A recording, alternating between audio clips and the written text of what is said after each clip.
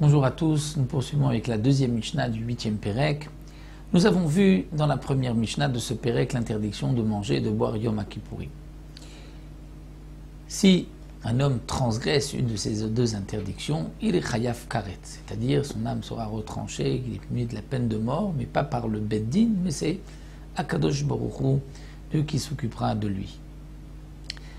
Le Chiyuv Karet n'est que pour quelqu'un qui aura mangé une quantité.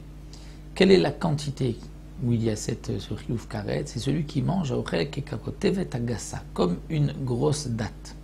Kamoa, comme donc l'équivalent de la date, Vekekerinata et son noyau.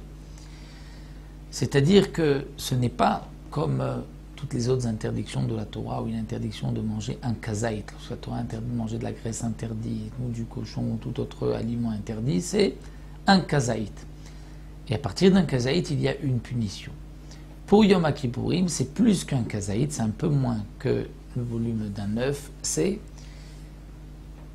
une date, une grosse date.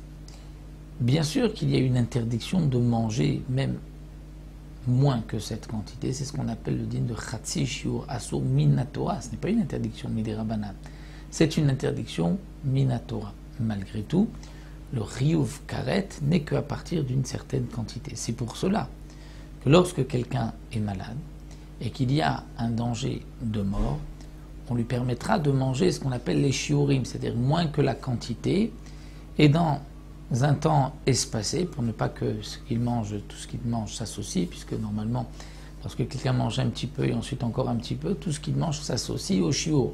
Mais s'il espace de plus que des achilat pras, donc la khumra c'est 9 minutes, ce qu'il a mangé avant et ensuite ne s'associe pas. Donc s'il mange là moins que le shiur et là moins que le shiur, il n'y a pas de Chiyuv Karet. Bien sûr que c'est interdit, Yom Kippourim, de manger même un tout petit peu, mais dans un cas de danger de mort, on pourra donc manger moins que shiur. Si quelqu'un est malade et qu'il a besoin de manger même plus que shiur, bien sûr que contre un danger de mort, il pourra manger. Donc la Mishnah nous dit, celui qui mange l'équivalent d'une date, une grosse date et son noyau, ou achoté melo lugmam, le lugmam c'est de quoi remplir un côté de sa bouche, une joue pleine, chayav il est chayav, donc à peu près c'est 35 millilitres, 35-40 millilitres, et kol orlim tztarfim le kotevet, peu importe ce qu'il mange, tout ce qu'il mangera s'associera au shur de kotevet pour qu'il y ait un chiyuv karet, et toutes les boissons s'associent au melulukmav, c'est de vin, d'eau, de lait, n'importe quoi, tout ceci s'associe au shiur karet. Aochel veshote, mais celui qui mange et qui boit, el mestafim, ça ne s'associe pas, c'est-à-dire il a mangé une demi-date et il a bu, et cette boisson va compléter le shiur. Non, il n'est pas raya puisqu'il y a mangé, il y a boire, sont deux interdictions et deux shiurim différents.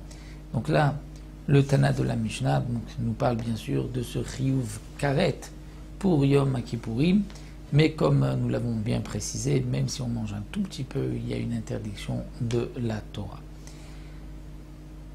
Nous verrons dans la troisième Mishnah que celui qui transgresse une interdiction où il y a une peine de Karet, sans faire exprès, devra apporter un korban khatat. Donc ça c'est ce que la Mishnah nous expliquera dans la troisième Mishnah.